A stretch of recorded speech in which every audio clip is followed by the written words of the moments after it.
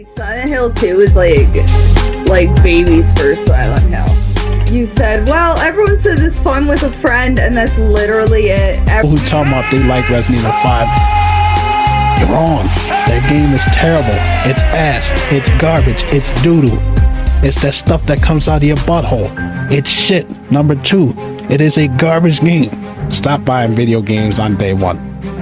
Stop buying them on day one launch, because these games are most likely buggy as all hell. Rockstar does the same thing where you can, like, Steam, you purchase something on Steam, and then you try to open it, and it's like, oh no, you need this other third-party launcher. And it's like, what?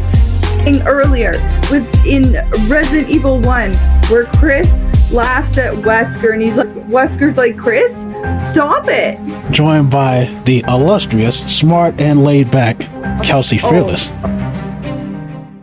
Hey.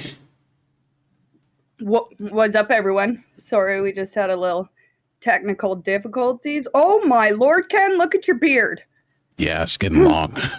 Whoa, yeah, because it usually blends in. Look at that beard. That's the first thing I noticed. Anyways, yeah, welcome, guys. How are you, Ken? I'm doing pretty good. Good afternoon, good night, good morning to everyone around the world. I am your favorite friendly neighborhood beard bro, a.k.a. Babe Bro, a.k.a. Homer Simpson. Yep. And I am joined here by the beautiful, laid-back, illustrious Marge Simpson, a.k.a. Kelsey Fearless. How are you today, Kelsey? Thank you, Ken. Oh, I'm excellent. I'm cold, though. Got cold here out of nowhere. So pretty good otherwise. You getting that fall weather over there already?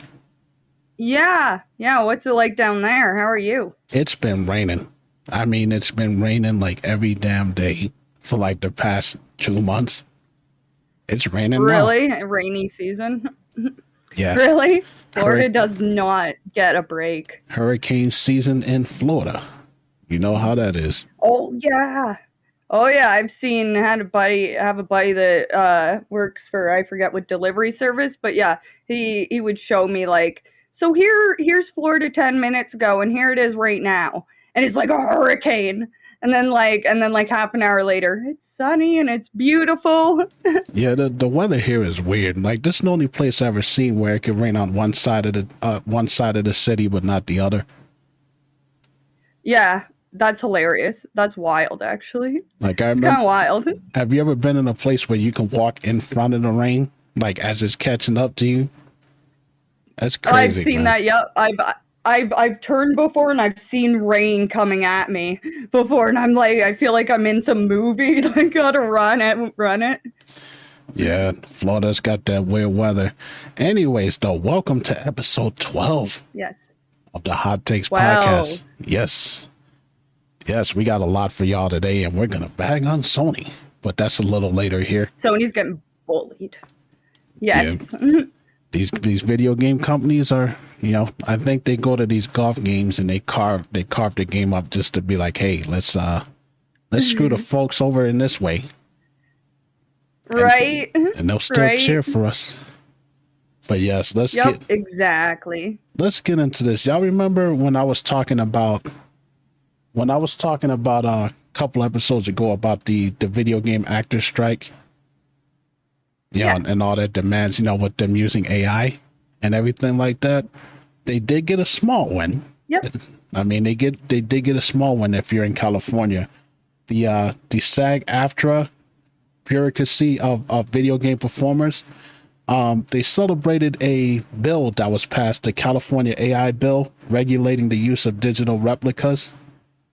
So basically what they're doing is the California Senate passed a bill, Assembly Bill 2602, a measure that would forbid employers from using AI-generated digital replicas of human performers under certain circumstances. So it doesn't eliminate it altogether.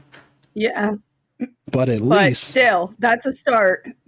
Yeah, it's a start. That's a start. It was passed. So.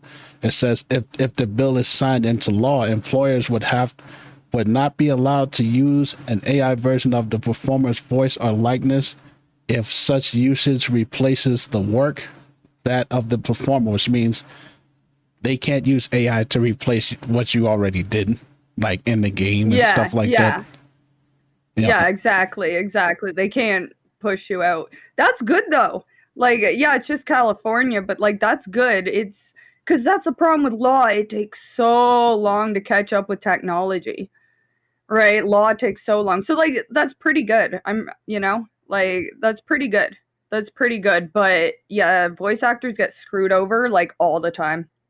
Like all the time. They get paid trash, like they almost never get residuals or royalties from it, because that's what happened to Silent Hill 3, or not Silent, or that happened with the HD remake, because the voice actors, Konami wouldn't re-sign for them, and that's why we got the shitty voice acting. And then I think for 3 it was even more difficult, because I think the actor for Douglas, I think he died either a little bit before Silent Hill 3 was released. I think he died like really close to the release of Silent Hill 3 or after it. So like even still then, like, that, could you imagine that Konami doing a remake though and using like Douglas's voice actor as AI? No, that would be so awful. Yeah, it would. I mean, that would be like doing Resident Evil 2, knowing that the original Leon, he passed. So it's like, yeah. But it's a huge win for these guys. I mean, it's not everything that they wanted, because even though they're passing this bill, it doesn't say anything about them getting like kickback anytime that these companies use AI voices. So it's a step in the right direction. Hopefully this will have the snowball effect into something better. Sorry, I hit my mic. My bad. It's okay. No, I know exactly what you're talking about. Yeah, exactly, right? Like it's a step in the right direction, and like the very least when this comes up, people can refer to this case. Yeah, right? But like it's the implications of it, like I just said, like you can use a dead voice actor's voice. Yeah, and that's, to me, I think that that's disrespectful, like it reminds me of disrespectful. It reminds me of the hologram performers that they do like on stage and stuff. Oh, yeah. I'm like, let Tupac. Let these people rest in peace, man. Like I remember Prince before he died, he said that when he's gone, he's gone. Like, don't bring me back. Yeah, don't be doing all this stuff. Like, and sometimes you could just ruin people, in death with that stuff. You know what I mean? Yeah. And exactly.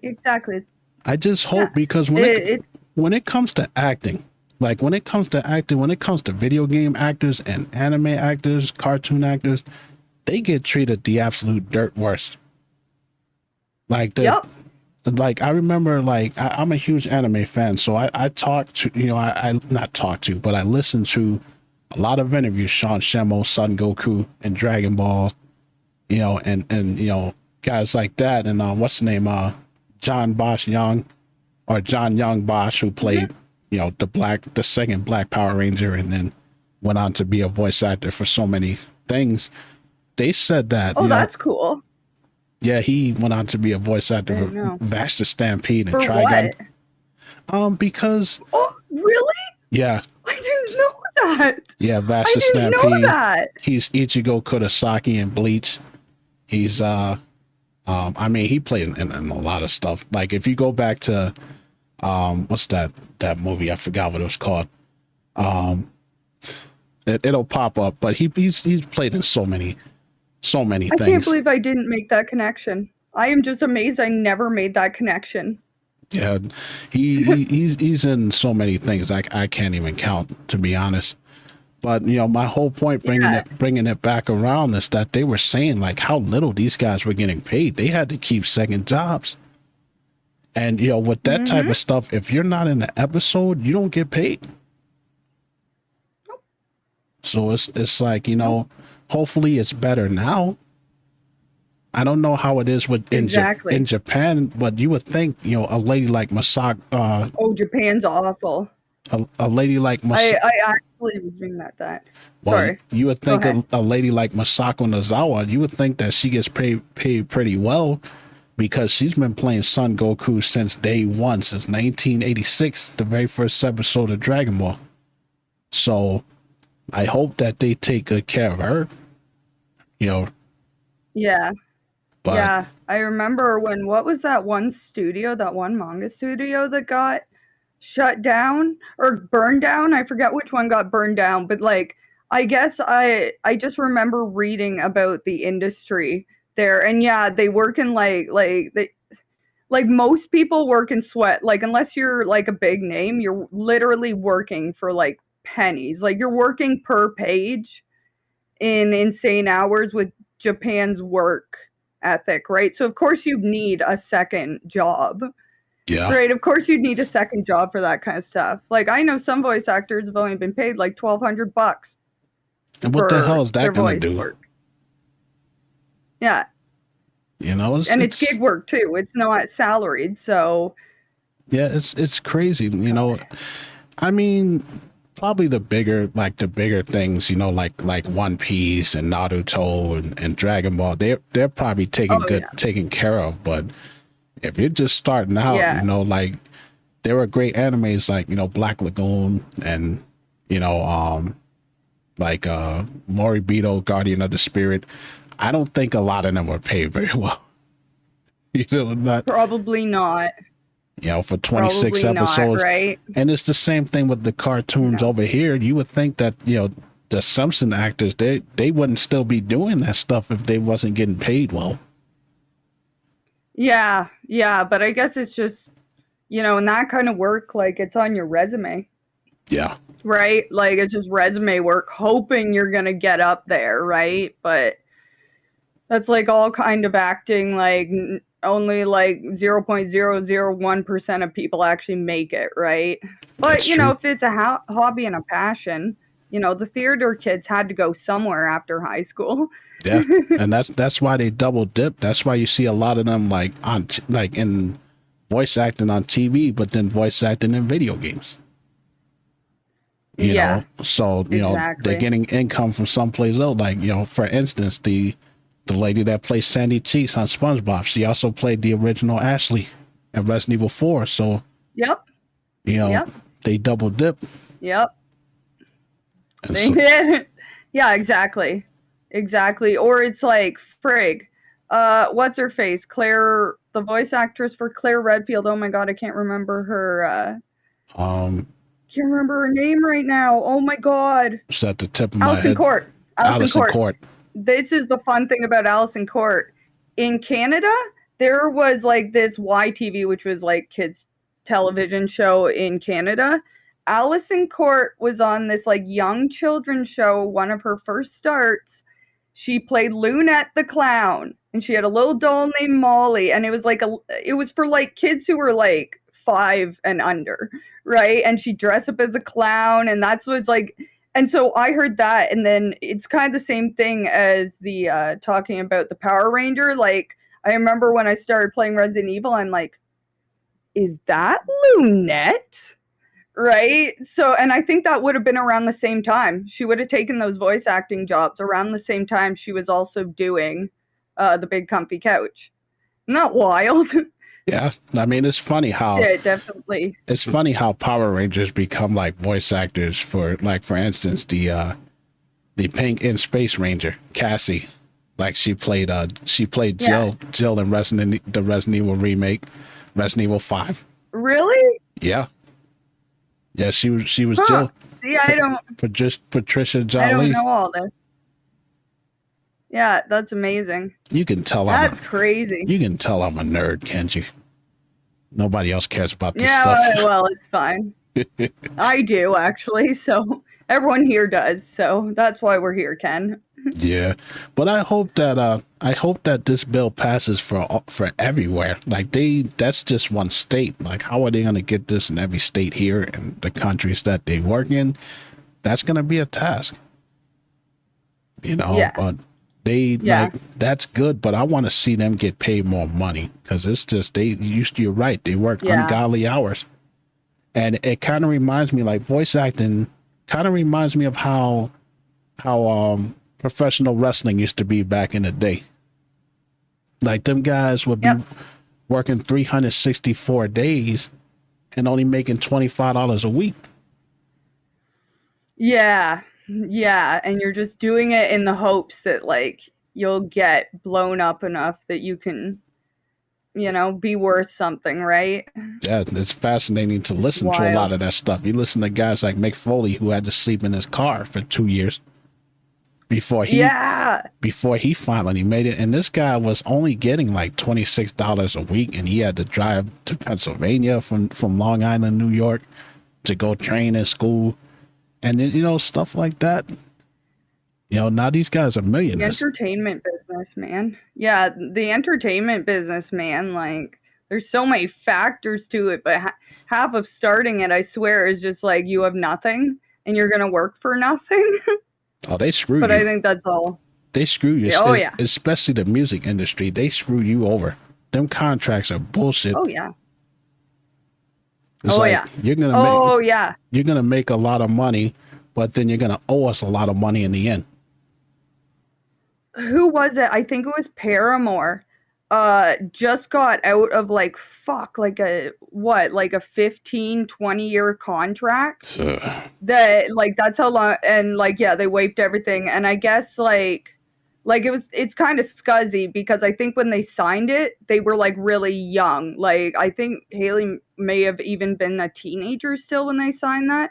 I forget how long it is, but it's just like a disgustingly long contract they signed them for.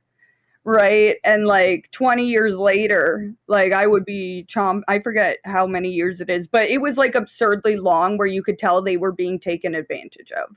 Yeah. Right. Because they were young. They don't even have the rights to their music, do they?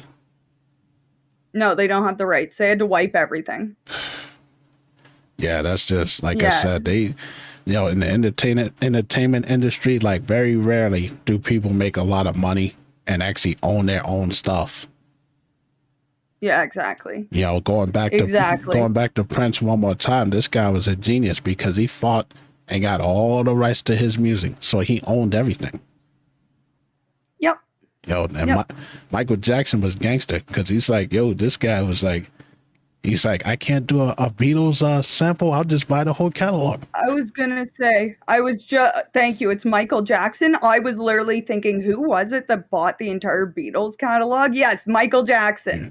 Michael Jackson bought the entire, yes. All right, you answered that question in my mind. I was going to ask that. Yeah, like, might as well just buy the whole Beatles collection, right? Like, yeah, but I feel like for someone like Michael Jackson, it wouldn't have been like a big deal, right? You know, the music would have been respected and not gatekept, but I'm just trying to picture how that thing went down. Like how you get swindled by a dude with a voice like that. You know, like I can't do a Beatles song, then I guess I'll just buy the whole catalog then. You guys are so Oh my god. You guys are so ignorant. You know what it is? That's ignorant. I've been watching those things. You know what it was? Apparently Michael Jackson had a huge spending problem. That was another thing I was reading about. Apparently he had a huge spending problem and no one wanted to say no to Michael. Like he would go into a store and he'd be like, I want this and this and this and this and this and this and this and this and this. And then he'd come out and he'd be like, you know, like 50 grand in one store or something. They all Mike Tyson had one too. That's why he ended up being broke. I mean, you know, Bobby Brown was buying a brand new car in every single city, and then he would drive around and just leave it there, like at a street light. Just go to the next city. Yeah. Right? Like that's you know. It's absolutely wild. Anyways, though, I hope that this bill gets passed. Let's move on to the next thing, and this kind of breaks my heart, man. This kind of breaks my heart to hear it, and I completely disagree with what this man says. But Shinji Mikami, y'all have heard that name before. The guy that was the creator of Resident Evil 4, who created, you know, the Evil Within games and Dino Crisis. You know, You know, I talked about remakes, you know, and I'm like I said, I'm not really on the bandwagon for that, but advocated for a Dino Crisis remake or a new Dino Crisis game. Shinji Mikami says, and I quote, that there's no room for a new Dino Crisis game because of Monster Hunter. I mean, how are those two games even completely related? They both got dinosaurs in it. Oh, dinosaurs. I mean, I was going to say dinosaurs. But that's pretty much it. That's it. That's like literally it. That's just like for me to say, oh, we're similar because we both got red blood. We don't look alike. We don't talk. We're nothing like each other. And I'm like, when he said that, my heart dropped. My heart dropped when he said that. So that means that he has no intention. Now that doesn't mean that Capcom can't say, hey, we're going to do it anyways. You know, but the fact that he thinks that the guy who created the game thinks that, like, that just made my heart drop. This is his words. Yeah. He was speaking to Eurogamer at Gamescom, and Mikami said that he was surprised at the fans' reaction to Dino Crisis, but it seems like the popularity of Monster Hunter has put him off continuing the series. This is his words. You know, he said that because of the popularity of Monster Hunter, that there's no room for Dino Crisis. And I'm like, yo, number one, Monster Hunter is a game about, you know, collecting armor and stuff like that, slaying monsters and stuff. Dino Crisis is a survival horror game where you're getting killed by dinosaurs. It's Resident Evil with dinosaurs. I was gonna say, and like it's futuristic and like, you know, it's very tech oriented, whereas you know, like that's so weird. Yeah, we really do. Turning Nostalgia in chat says turning dragons into hat simulator. Yeah, it's just like that pisses me off. Like, cause there's no reason. Holy crap, it's bright. There's no reason for, like, how are they comparable? How are they comparable? Oh, again, dinosaurs. But, like, man, would you, personally, like, if I had the idea of dinosaurs and then I already had Monster Hunter going and someone's like, what about Dino Crisis? I'd be looking at Monster Hunter and being like, I have a lot already I could use, but Dino Crisis, the first one absolutely needs a remake so bad. Like, it's actually it's a great game, but the way that it handles mechanically and the lack of, like, the biggest one for me is there's not a lot of variety in the dinosaurs. That's why, like, it's a perfect game to remake. It needs a remake. That's all I'm saying. It's like Resident Evil, you know, Resident Evil, the first Resident Evil. And then we had the Dino Crisis 2, which was more like the arcade shooter, which was a lot of fun to play. Dino Crisis 3, we won't talk about it. But it's like the fact that he's surprised about that, I'm like, come on, man, that can't be the first time you heard people ask. After seeing That's what I'm saying. You know, after seeing How are you surprised? The Resident Evil 1 remake, the Resident Evil 2 remake, 3, even though it sucks, but, you know, they had a remake of that. You know, it can't be the first time that he's heard, hey, let's do a Dino Crisis in that style.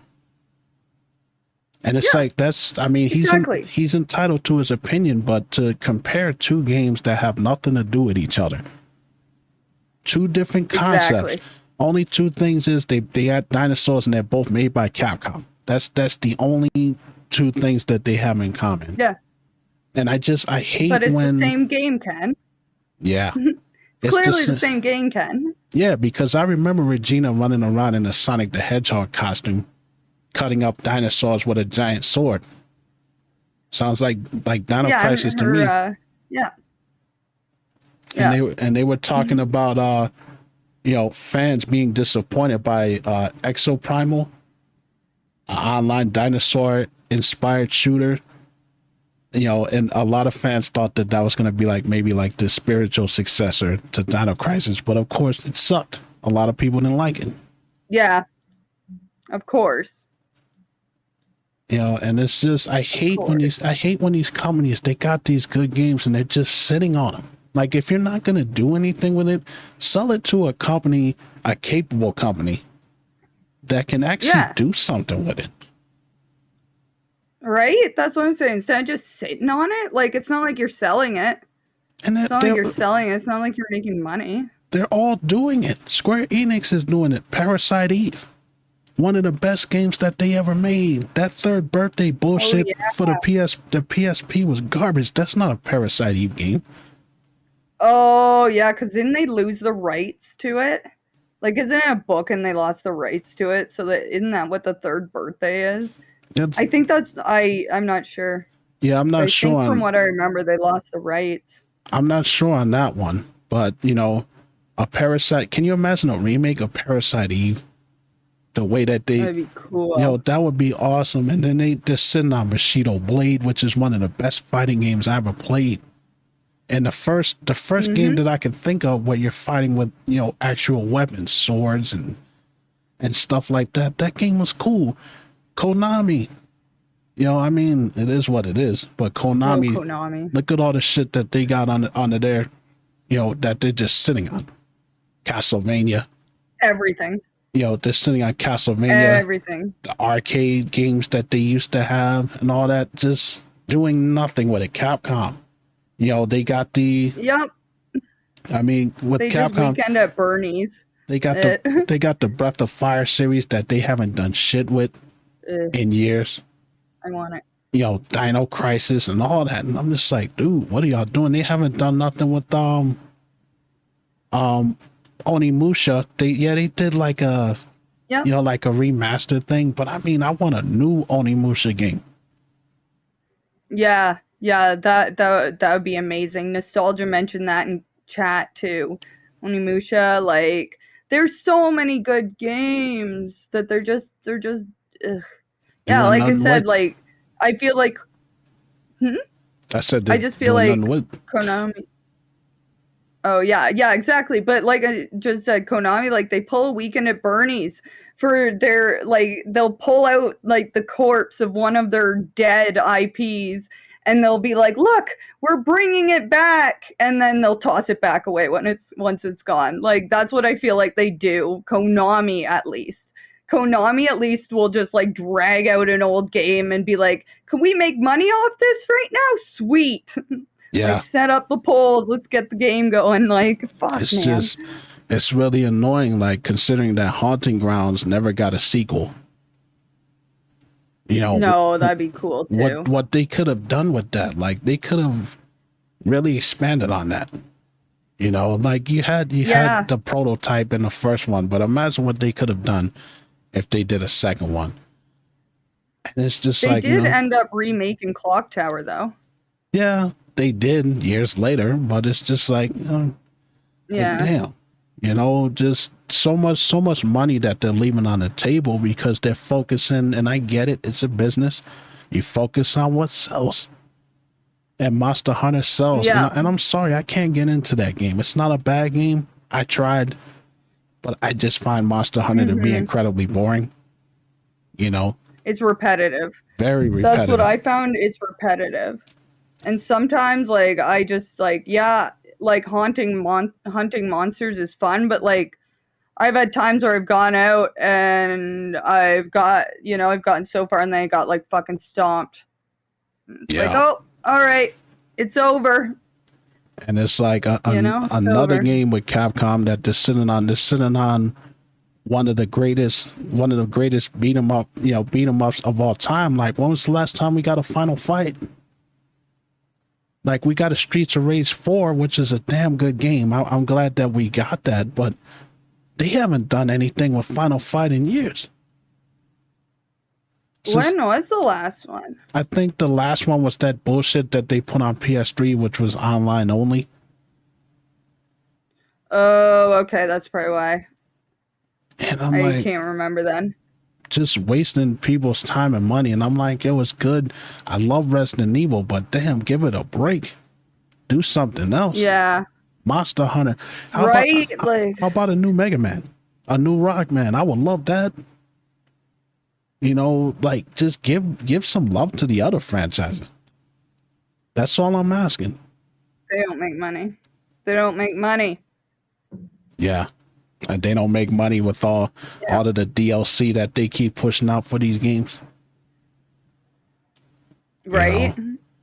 But yeah, bringing it back, that's just disappointing that Shinji Mikami said that. So, we won't get no third Evil Within. No Dino Crisis. Even though Tango Gameworks or software, whatever you want to call it, they got bought out, the chance of an Evil Within 3 is pretty much dead. Like the closest we'll get to that is like a spiritual successor. Yeah. We're never getting another one of those. I almost feel like I can't say that which is fine. Yeah, I can't say that I'm disappointed by that anyways, because it's not like the third one can make the story any better. Yeah, and the second one already went so far off the formula of the first game that the third one would be a completely different game again. It would literally just be Sebastian and friends in yet another adventure. Which it kind of felt like with Dead Space 3. I think that the Evil Within series probably would have benefited if they just had, just separate stories for each game that came out. Like, the first one was Sebastian. The second one could have been with a different character and a different story. Like the Silent Hill game. The only thing that they tie together is that they end up in Silent Hill, but they're all different stories. Yeah. Or weren't they doing with that? I think with the mobile game Ascension that flopped. I think it might still be going on. They started to play with the what if Silent Hill actually isn't just a town? What if it's the cult and stuff? But I think it's sloppy. But I wouldn't mind seeing I'm interested in Silent Hill Sharp though. Silent Hill Sharp? F. It's the sharp symbol. Oh. The Silent Hill that's set in Japan. Well, what's that one about? I didn't even hear about that at all. It was announced when everything else was a wall. 2 years ago now? It was announced that they just did a preview. Yeah, it's Silent Hill Sharp. It's or F. I don't know what they want to call it. It's just a sharp symbol. But yeah, it's Silent Hill in I forget what era, rural Japan or something. I think it's set in the past. And you said it's a mobile game? No, this is a Silent Hill computer game. Oh. PC, PlayStation 5. Oh, yeah, awesome. It's still just, it's, and it's developed by Konami, or Neoboards and published by Konami. But yes, okay. It takes place in 1960s rural Japan. Awesome. So that's basically what they're trying to do with the Silent Hill thing now is Silent Hill can happen anywhere. Right? But that kind of leads it to really kind of I don't see a point. I'd make a completely different game. Actually, you know what Sharp sounds like? It sounds like Siren. Yeah. It literally sounds like Siren, doesn't it? Does that not sound exactly like Siren, who was made by the dude who made Silent Hill? Now that you mention it. I just realized that. Now that you mention it, it does. Yeah. And it does kind of sound like, like what Capcom tried to do at Resident Evil. And that's how we ended up getting Onimusha, because Onimusha was supposed to be Biohazard Japan. So it's supposed to be a Resident Evil game set in the feudal Japan. But they said that, awesome. It was too different. So then Onimusha became its own series. The Resident Evil series, when you think about it, is just very fascinating. Considering the original Resident Evil 4 ended up becoming Devil May Cry, the first Devil May Cry. So Yeah, all the prototypes or the whatever, those different versions, right? Yeah. I think that's so cool. Yeah, but Resident Evil, one thing I always think that's really cool is their ability that everything is pretty much canon. And not much conflicts. The games don't conflict with each other story-wise. The story is never super conflicting. You know, Yeah. I've never found like glaring potholes in Resident Evil games, which is amazing for how many games there are. That's true. I mean, they do have like the timeline can be a little bit confusing. Like, you know, Resident Evil 3, the first day of Resident Evil 3 takes place during Resident Evil 2. And then the following day takes place like, you know, in its own thing, Resident Evil 3. And then you got Code Veronica, which takes place during what does that take place during 3? That's alongside 3. Yeah, that's what alongside 3. No, Code Veronica is like 6 months later. 6 months Code after Veronica 3. Is 6 months later or Gotcha. something. Yeah. Yeah, after 3. After the destruction, yes. And you got Revelations, which takes place alongside Resident Evil 4. You know, so like, you know, Chris and Jill are off doing that game while Leon is getting manipulated by Ada and being a babysitter. Yeah. You know? Being a babysitter. So yeah, I mean it's kind of crazy, but they do try to keep it from being kind of convoluted. Like it's like, okay, well they changed this. You know, so I can say that. I don't know when the side stories take place because I never really cared to look.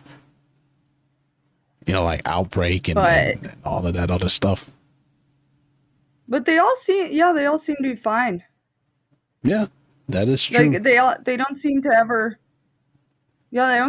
conflict, which is nice.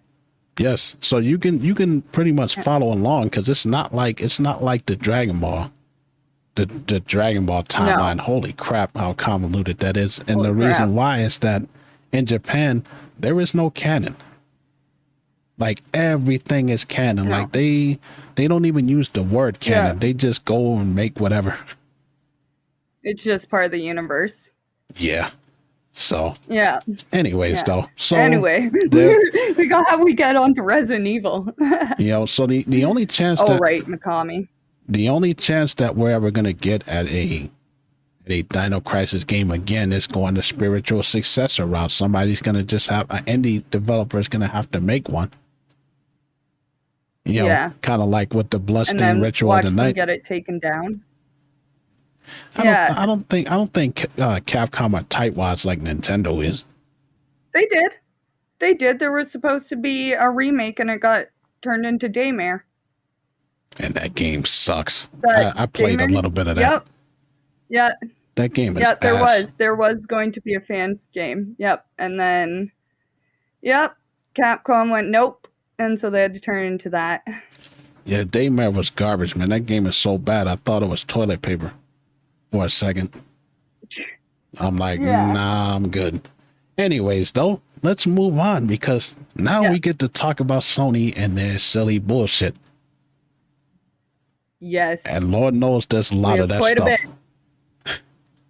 Yes. You know, this is in Japan right now, but I wouldn't be surprised if it caught on everywhere else. The PS5 is now $90 more expensive in Japan. And that's the third price increase since 2020. Wow. So Japan. If it's going on over there, you know it ain't gonna be that long before it happens over here, and you know what the Pro and all of that crap they're gonna be coming out with. Well, maybe though, because isn't Japan's economy like going down the Japan's economy has been going down the shitter since the 80s, all right? But I wonder if it has to do with that, maybe? Because I know they're kind of getting slammed economically too, which was crazy that Japan was like the powerhouse of the world in the 80s. Everybody, but I wonder, every economy is getting slammed.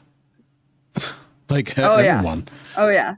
You know, but how is making a system $90 more supposed to help? I mean, people they can barely afford the console now. I guess manufacturing costs, I would think, is probably a huge point of it. I don't know the logistics for why they're changing it, but I mean, even something like that.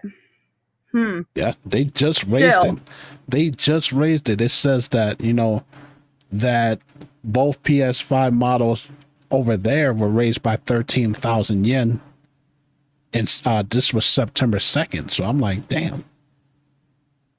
And it's like they highlighted the price hike for Japan. He also pointed out that this will be the third time Sony raised the price for the system. Like I said, since the late 2020. It said early this month, Sony revealed that the PS5 hardware sales were down 27%, which is no surprise there. For the company. That's actually not surprising. Yeah, it's not. Actually, everyone who wants one has bought one at this point.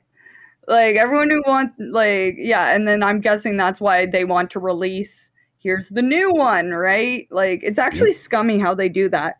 They wait until the sales drop, and then they're like, here's the new version. We took away 50 things, but we added one thing. Yep. And it's new, so buy it. And the thing is, it says, looking ahead, new reports says that the PS5 Pro, which I kind of knew it anyways, it said coming this year, it's expected to go as high as $700. So extra $100, which is what I kind of figured what was going to happen. And I wouldn't be surprised if they do some bullshit like that, you know, for the holiday season and stuff. Because you know the pro models always cost $100 more when it comes to this stuff. And all $700. I'm just sitting here. Holy crap! I could upgrade my entire rig for that. Yeah. Do you know the last time a system cost that much and they flopped was the Neo Geo? I was gonna say that would have been like more than 30 years ago. Yeah, the Neo Geo, when they came out with that system, I believe was like $700-800, and this was the 90s, man. Yep. I mean, they were, when consoles came out, they were expensive as hell, right? But at least they went down. Yeah, like usually as hardware goes by, like the PlayStation era. But usually as hardware goes by, it gets cheaper, especially the longer the life cycle is. Unless you're Nintendo. True. Yep, or apparently Sony in Japan. Yeah, so it's only a matter of time before that's going to happen over here. And I tell you exactly how I see this going. What they're going to end up doing is they're going to phase out the older models of the PS5. They're going to start making games for the new models, forcing people to have to go buy those consoles. Yep. Well, I mean, frig. And then you have Microsoft, who, like, they're going the other way. I feel like Microsoft has completely abandoned, I wouldn't say hi to Odie in the background. I feel like Microsoft has completely abandoned. Look at the wabbit. Yeah, the bunny king. Yeah. But yeah, I feel like, or not Sony, I feel like Microsoft has abandoned the idea of I feel like it's just abandoned the idea of making the Xbox a more powerful console. I think it's like we were saying in one of our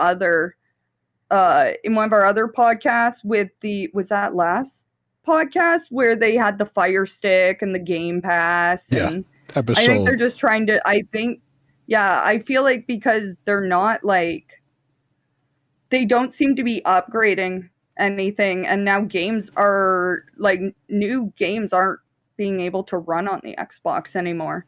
I feel like they're just pivoting towards it being a streaming thing.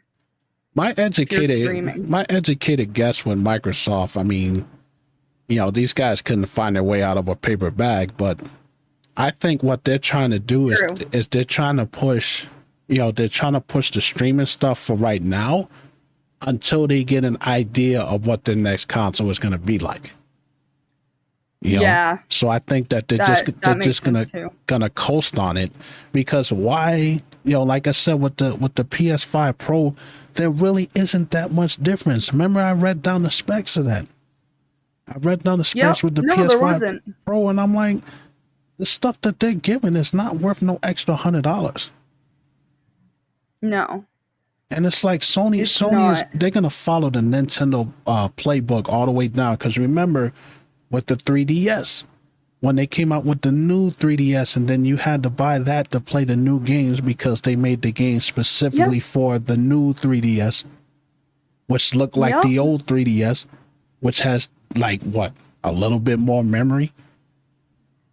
Yeah, a little bit. Yeah, yeah, I remember that. And it's like, yo, like, Ugh. I don't see how this is gonna help people, man. It's just they're making things worse. Just like I miss Oh those yeah. days. I miss those days because Sony had it right. Like, I'm not saying a console should go 12 years like the PS2 did, but they rode that Yeah. wave out and they took their time. PS2 was such a good console. Yes, it was. PS2 was such a good console. The greatest console. Nintendo used to be like that too. Remember how when the Nintendo came out, it took them, I think the Nintendo came out in 1985 over here. The Super Nintendo didn't come out until 91. So they were working on it. They were working on it for a long time, and then the Nintendo 64 kept having delays.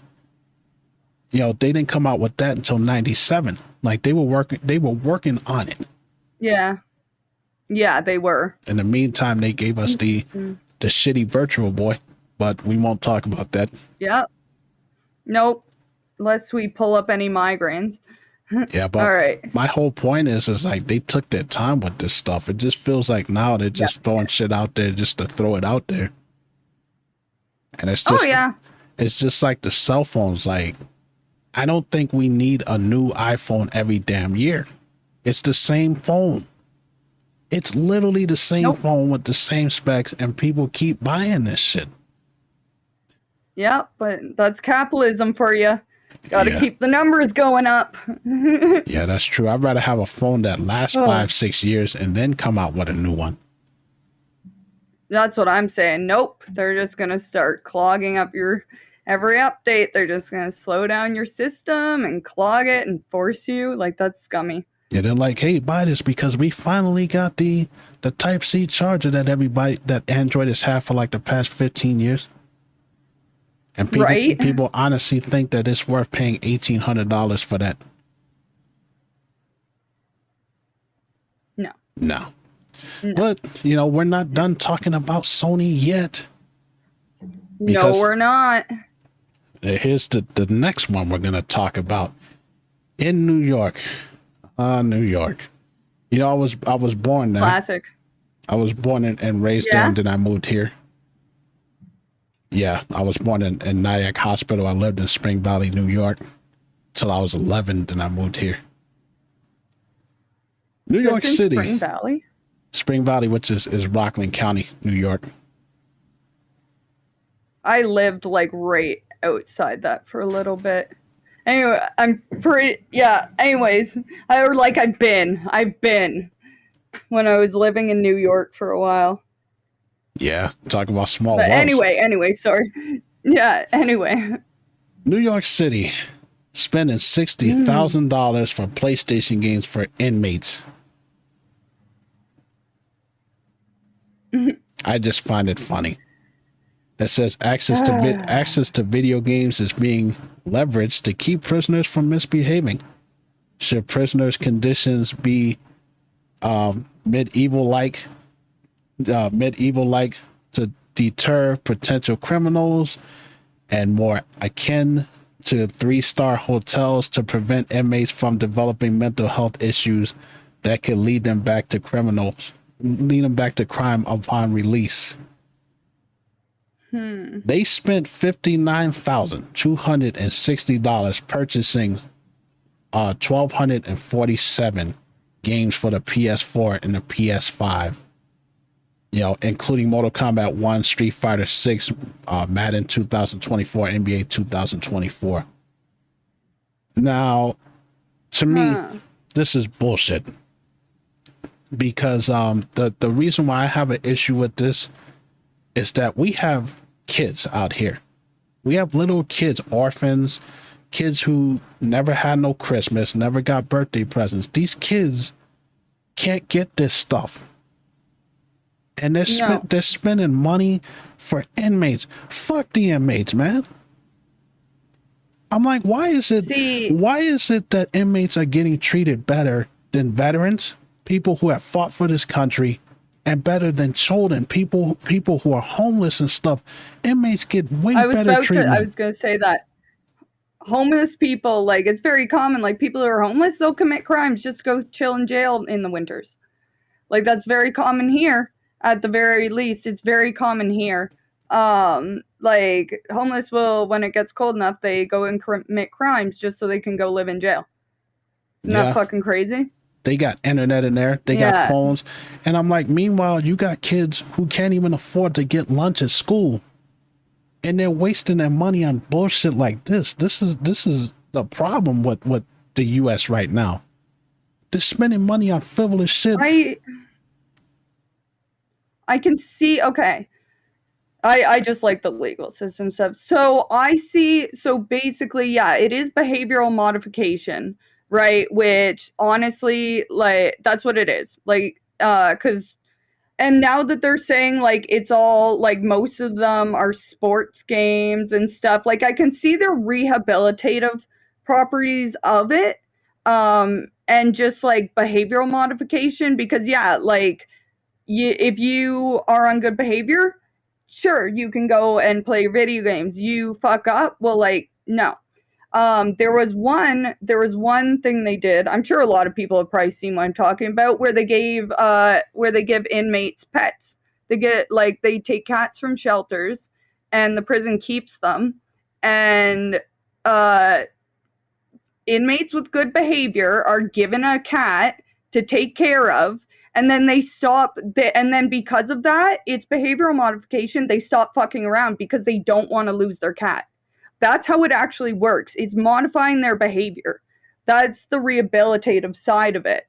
It's just like rehabilitation is like really fucking hard in the prison system. But most people in like the prison system were never even taught like how to take care of something like that. You know, I can see that's what they're going for. I understand they're trying to have it be a rehabilitative thing. But the other part of it is like, this is only for good behavior. Not all inmates are going to get this. I'm pretty sure murderers ain't going to get this. I'm pretty sure, you know, like chomos ain't going to get this. That's the difference, right? But like, you have someone who, like, you know, stabbed someone over a bag of Coke, and they come in and they've never had any sort of structure in their life or any sort of, you know, they've just never had consequences. They never had rewards, right? And that's what they try to do to rehabilitate them. It's just like, I don't know. It's such a touchy subject. I get that, but that still doesn't explain away the fact that they're wasting money on inmates that they could give to kids, to orphans, and to veterans that are on the streets. Again, these guys went to fight for the country. They come back here and they're homeless. And they're spending money on... I guess that's up to the state, right? Yeah. That's why I hate New York. That's why I'll probably never go back there, because they do stupid shit like this. And I'm like, you know, that so what, they're almost like Colorado? Yeah, pretty much. And they're spending our taxpayers' dollars for this crap. Yeah.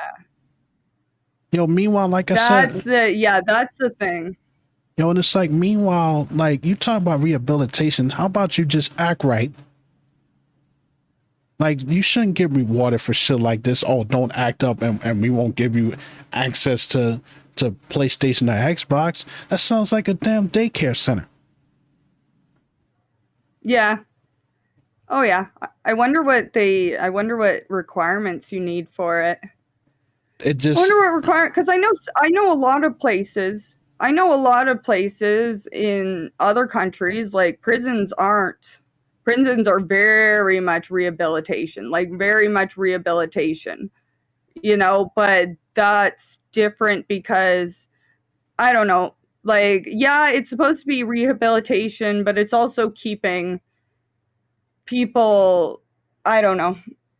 I get it. And it is like quite a bit for, you know, out of taxpayers' money, and it's incredible. I do wonder what the research is behind it, because I know a lot of other countries do that kind of rehabilitation.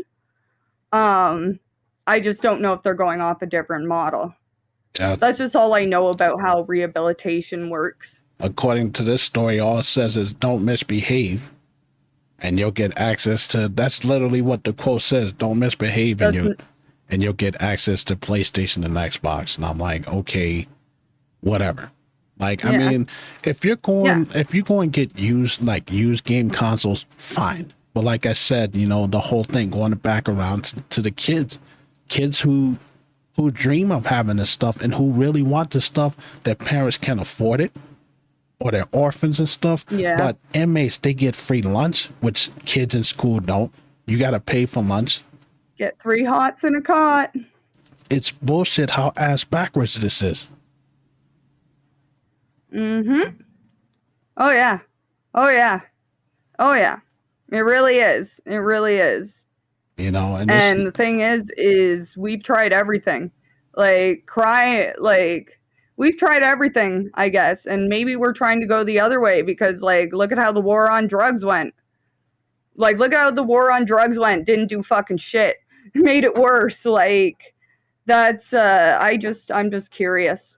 I'm just curious. I'm gonna read more about that. Yeah. Because I'm gonna read more about that because it's the same thing as like in prison. Like, you can't go out onto the basketball court. You're not gonna go out. You're not going to get outside time. You're not gonna be able to use the TV. Like all this kind of stuff. It's wild. Yeah. We'll give you an update on the next episode on this whole thing. Yeah. But wait, because I want to look into that. more. Anyway. And there's more about Sony. We got one more about them, and Yes, this is gonna be fun to talk about, man. PlayStation to shut down their new game Concord 2 weeks after the launch and will refund players. Well, at least they're doing that. At least they're doing that. You know how many times a game has been shut down and they don't give you any reason as to why, and then you don't get your money back? Yeah, Sony giving refunds is crazy. Yeah, which means they really screwed up. It says PlayStation will be taking this new Firewalk developed live services game Concord offline Friday. They took it off August 23rd. I mean, not August 23rd, after the launch. Yeah, they launched it August 23rd, so they just took it down. Yeah. Yeah, I remember everyone. Oh, yeah, September 6th. Yeah, everyone was messaging me this story this week, which I thought was funny. Yeah. The team-based first-person shooter game, Huzzah, is reported to have drawn a historical small audience during its initial availability across the PlayStation 5 and PC. The third-party PC-based gaming data website SteamDB showing 30%. It says 30 current in-game players. 30 players. Yep. All PR managers. You know, like, that's the funniest thing. You know, like, most of the people, and that's, like, crazy, too, for a team base, 30 people. Because they only peaked at, 697 or something? Yes. They never even hit 700. Yeah, it said at its peak, 697 concurrent players. Drastically low for PlayStation's new release. Wow. That is bad. But it doesn't really surprise me because there's so many damn first person shooters. It's oversaturated. They all look the damn same. And they're free. All the hero shooters are free. All the other big hero shooters are free to play. Like, why would you play this? That looks like absolute trash. The heroes look disgusting. Like, the color palette is puke colors. It's just not appealing when you can go and play Overwatch 2 for free. Yeah, and, you can play Valorant. You can play Valorant and stuff like that. But I'm not a fan of first person shooters anyways. But I'm just saying, like, you know, you have a field that's just very oversaturated because you got, I mean, the Call of Duties and, you know, all of this stuff. Why are they going to go play this game over games that have already been established, like Valorant and the other one that you just said? Yeah, exactly. There's no reason. Like, there's no reason. And $40. Like, what is it? Hero shooters haven't been cool for 10 years. That's true. Like, what is it about this game that stands out from this game? I mean, like I said, they all look the same to me. Like, you can put them all. Yep. You can all put all of them games in front of me. I wouldn't be able to tell what is what. No. You know, Unless I know the characters, no. Yeah, Halo and all of that stuff, it all looks the same to me. Yeah. You know, and Yep. I'm not surprised that they lost so much money on that because, you know, they're trying to follow the wave instead of doing something innovative. Let's just throw out a generic shooter that nobody even knows about it. And they probably did a terrible job at promoting it too. Yeah. Yeah, and I think near the end people stopped, like, I don't know if it was this one. I think it was this one. They start, like, near the end, like, all their videos and stuff just stopped getting views, like, stopped getting attention, started gaining any traction. Like, man, what do you think are gonna happen with all the used copies? Are they gonna go in with ET? They'll probably shut down the servers and people won't even be able to play them anymore. They'll just be, you know, They're gone.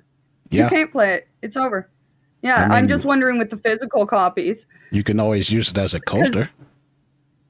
Yeah, it's true. I saw someone got tried to order a physical copy from GameStop the moment that they heard that it was shutting down, and they got it just in time. Why the hell? That's just like me buying history. That's just like me buying a ticket to a boat that I know is sinking. Collection, right? Like, I could see value in that. Like, personally, I can see from a collection standpoint the value in that. Like, if you're a game collector, like a game, like, that's such a notable game to have. That's like such a notable game to have. In my opinion, a game that came out and then it was canceled, and it's like historic. The only thing that got taken off faster was the day before? I think the day before is the only one that beat this, right? Yeah, I think you're right. I think they got taken down a couple of days. Yeah, like a couple of days after release. I think so. Yeah, I think, but other than that, yeah, I would say, like, I would want that, honestly, just to be like, look, I had the biggest blunder in gaming history. Yeah, I mean, Sony had to go and they had to release a statement on this.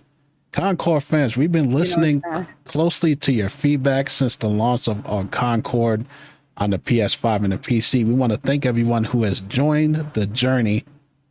That's laughable. Who's joined the journey aboard the North Star. Firewalk Studios game director Ryan Ellis wrote in a blog, he posted on PlayStation earlier, your support and the passion community. I can't even get through it. The passion community that has grown around the game has meant the world to us. What? Like 50 people? What community? Because I know damn well those 30 people were literally those 30 people were literally just like PR managers. Like, and that's actually crazy for a team-based shooter, because that's what is it? Is this one 5 versus 5 or 6 versus 6? Can't remember, but like, think about that.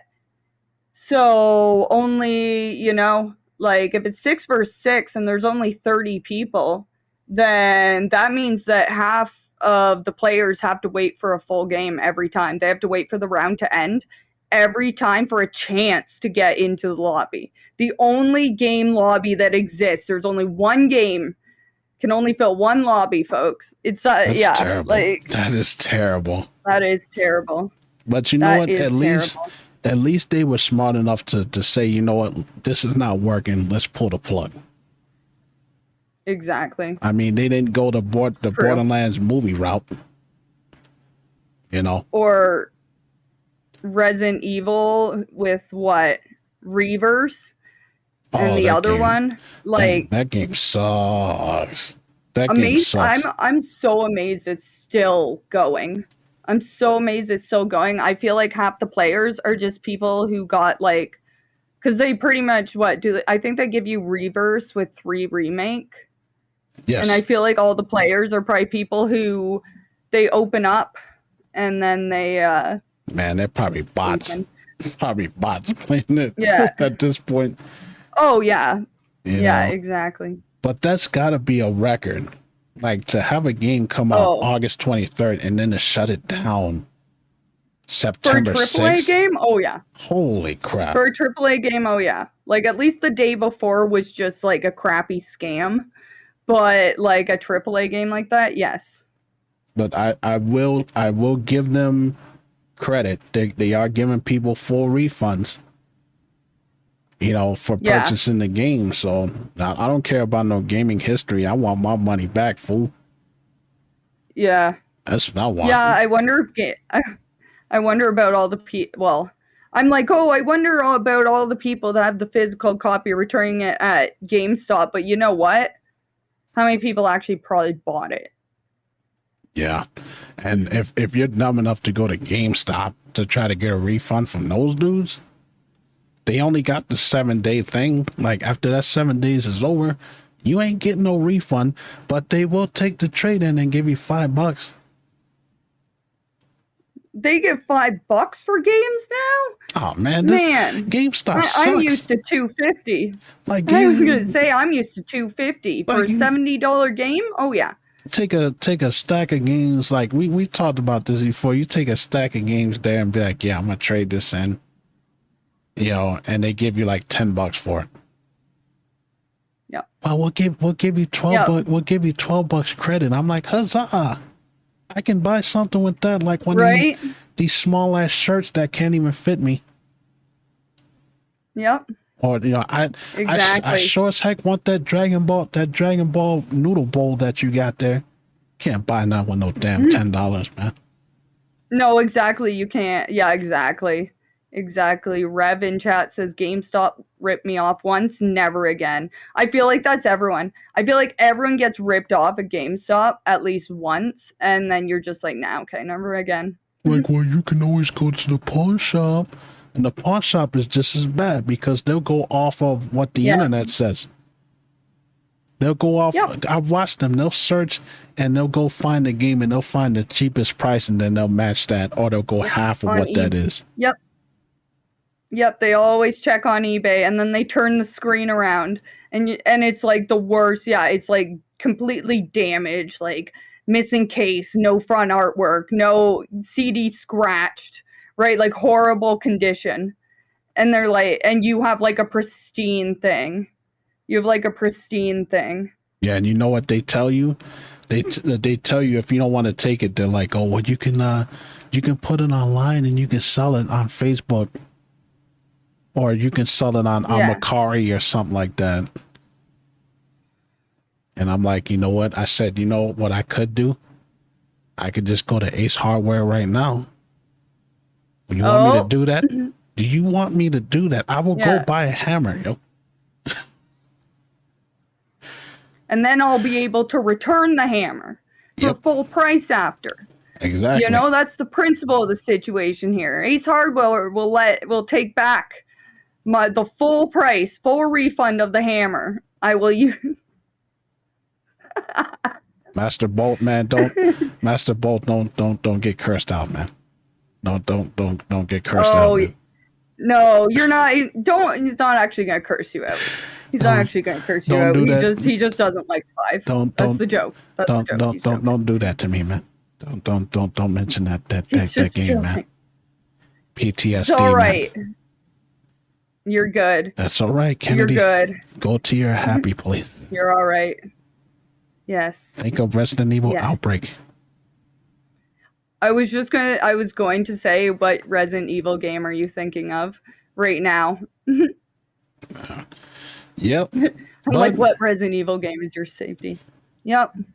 Yeah, speaking of GameStop, which I kind of figured, I kind of thought that they already did this, but I guess now they're going for it. GameStop is going to be opening up retro stores to cash in on gaming nostalgia, which is what we were talking about. I think that a lot of these companies, they're gonna have to turn to retro gaming because there's not much going on in the AAA world.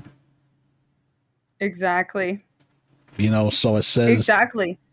In an interesting twist, GameStop announced opening a restyling of several retro locations that sell old consoles and hardware, which are the same damn thing. Consoles and hardware is the same thing, as well as software discs. The retailer's retro website includes games for the NES, the Super NES, Game Boy, Game Boy Advance, Nintendo 64, etc., etc.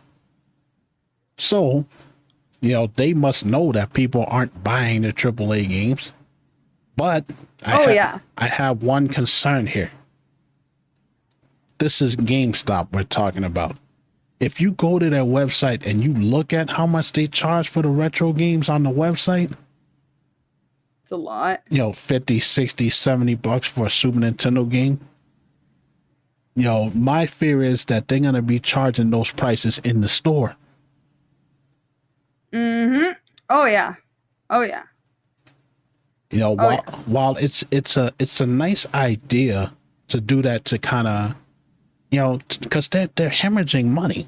Like, I don't even remember the last time. Like, I keep track of stocks. GameStop has tanked. Every single year they go down and down and down. Mm-hmm. Mm-hmm. And it's like, I'm just waiting for that eventual announcement that they're gonna file for bankruptcy. Yeah, I was gonna say, okay, if you follow stocks too, then you know exactly what I'm talking about. You can always tell when it's coming, right? Yep. I think Nvidia was going through it too for a little bit there. But GameStop is. It's a good idea because, I know why they're doing it. They, like I said, what can you do at this point? There's nothing that the AAA gaming world is actually doing right now. If you're not an indie game developer, you don't really have nothing to look forward to. So what do? You go back the nostalgia route. Yeah. Yeah. And those have way more physical copies. Like way more physical copies than, what we have now. Like most people download things. Well, most people download things. If GameSpot, I was about to say GameStop was smart. What they could do is counter what these guys do on eBay and Amazon, because they sell these things at ungodly prices.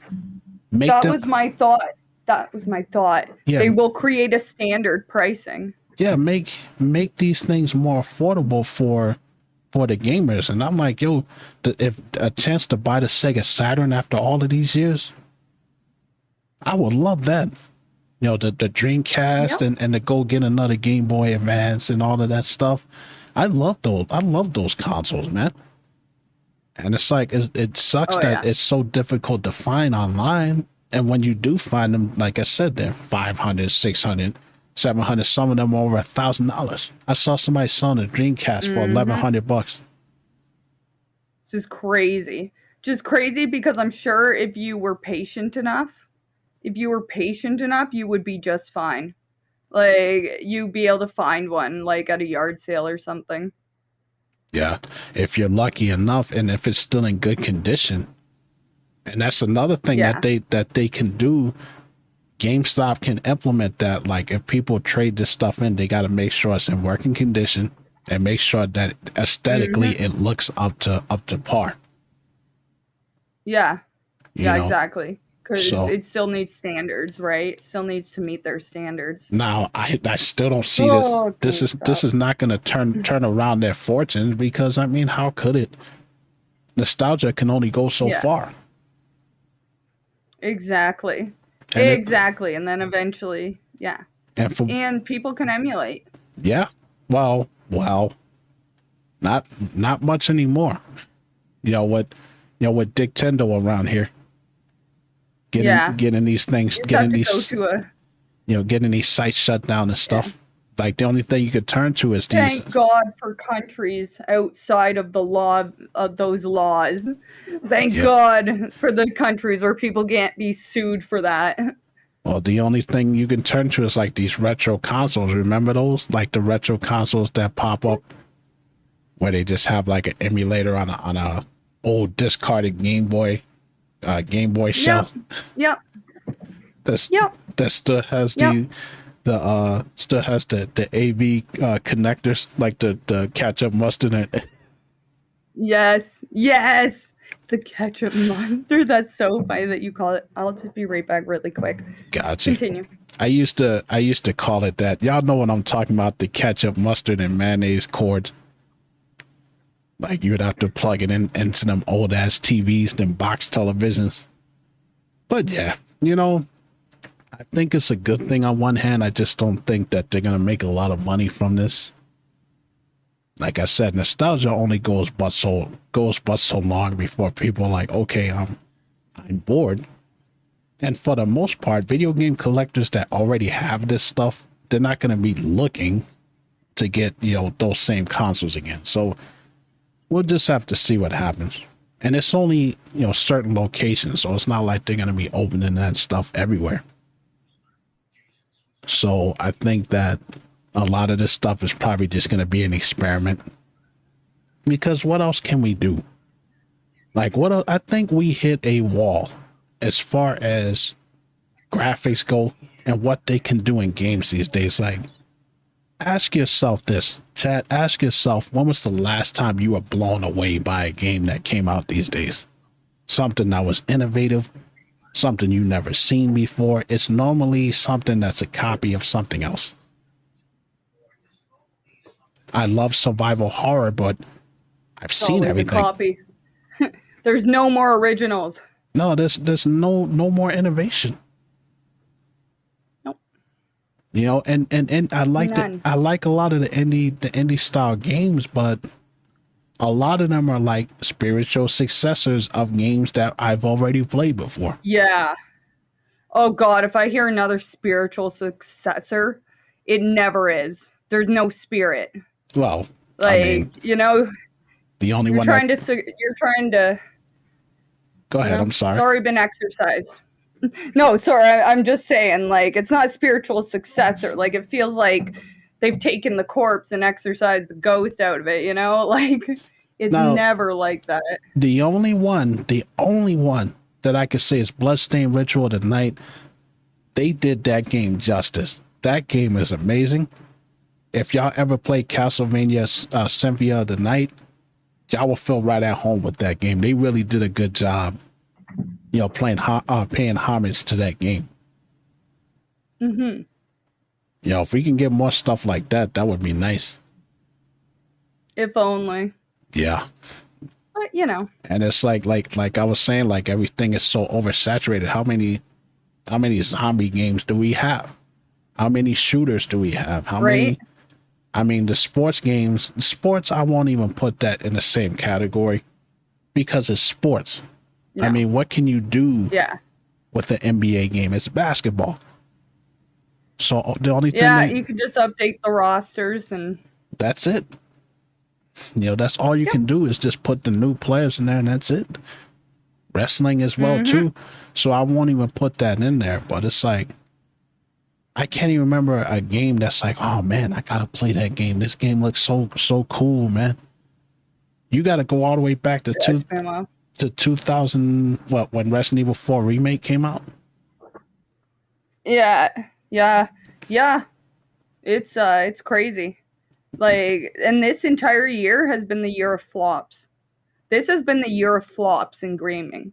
Like everything, you know? Yeah, it's bad, and I just see it's gonna get worse. It's gonna get worse because these companies don't have no common sense.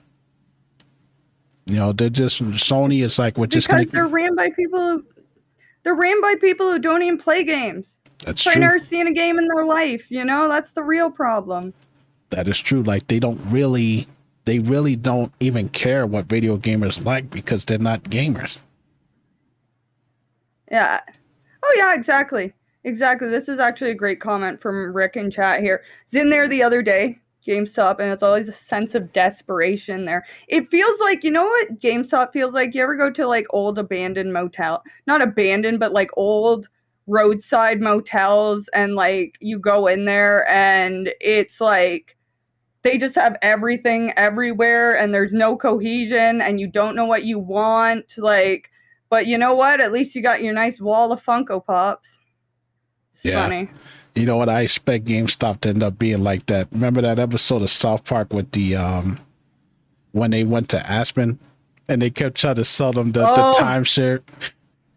Oh, the timeshare one. Yes, exactly. That's so funny. That's so funny. And they put down like the lobsters in front of them and they have a taste and they're like, there you go. Now you have a taste of wealth. Like, and that's what a timeshare is. Like, good God.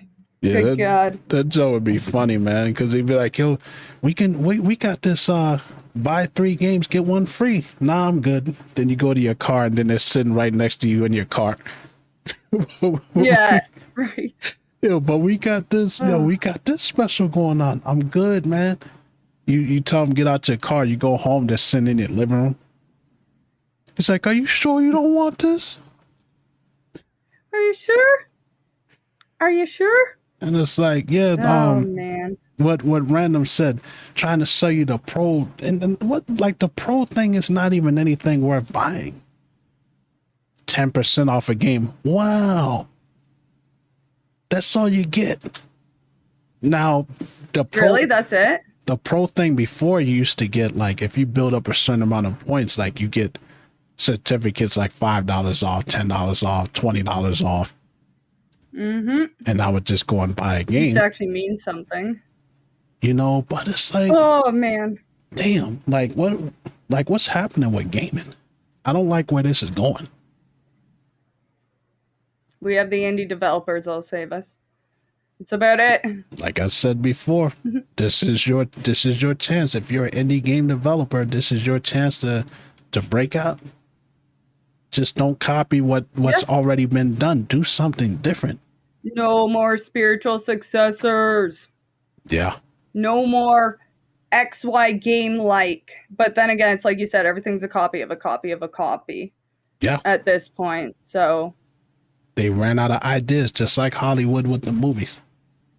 I swear every horror movie that comes out, it's like the same damn plot. Some person goes to this city where everybody seems all happy and stuff, and then nighttime comes and you find out everybody's a psychopath killing everybody, trying to kill you. Yep. I pretty much named every horror movie that came out in the past 10 years. Yep, exactly.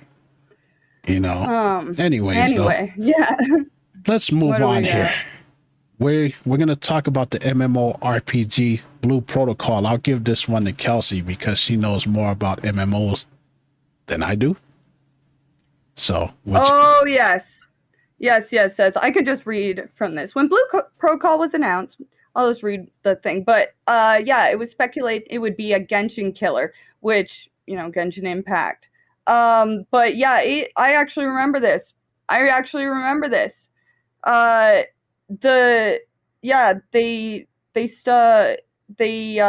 it was Japan only. Was it Japan? Yes. Yeah, I think it was Japan only. And then they just they were going to release it worldwide, and then they just were like, nah, we're not going to do that. We're not going to do that because I'm guessing, like they said, they can't provide a service for everyone. So I'm really wondering if that's like a regional difference. It's kind of like with I think we got into this too before with like microtransactions, usually in Chinese and Korean games, because usually like it used to be very popular, you played them in internet cafes, and so the idea was your trade-off for time was money, and that's like acceptable. Like that's an acceptable gaming mechanic, in those areas. So I wonder if that's like one of the bigger things.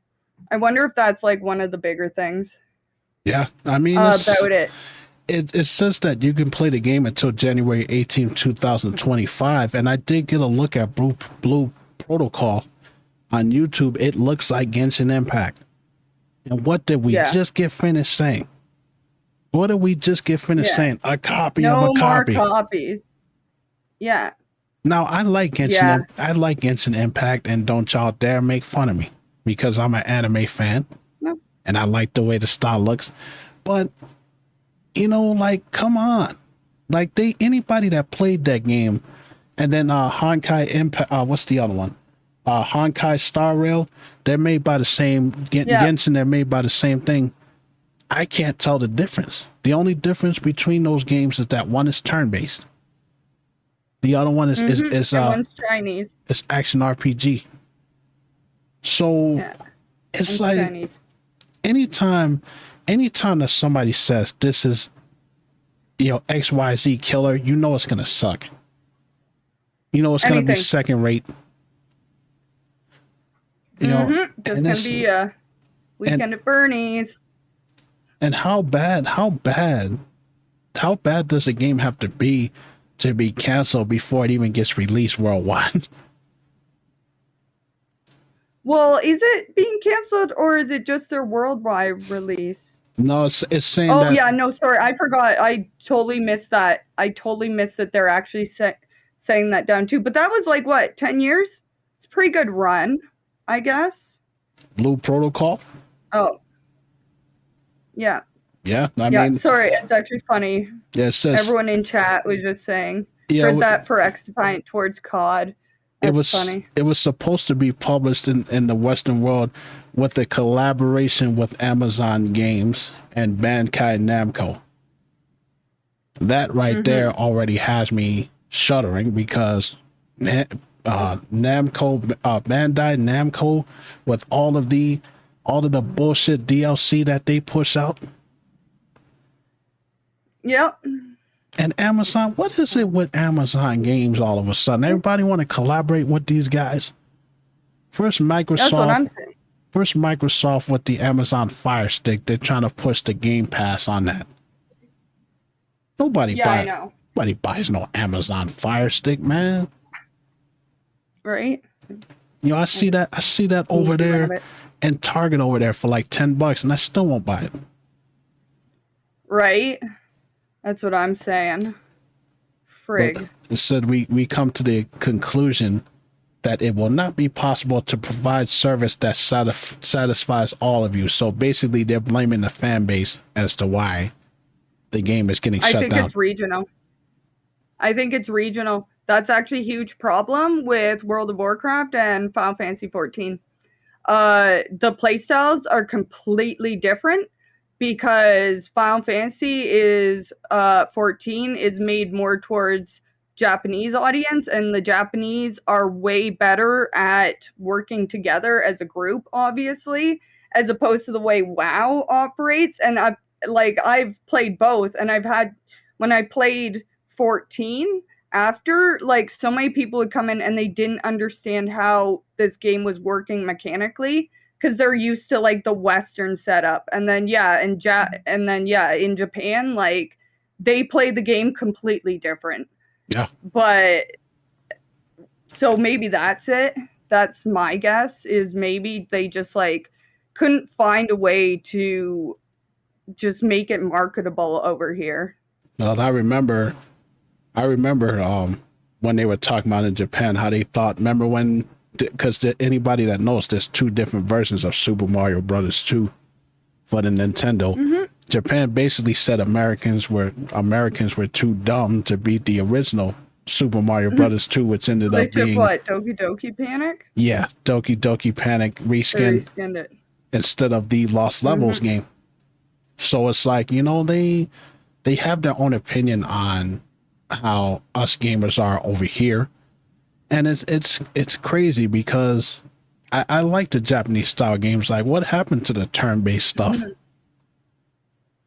You know, fella style is too slow.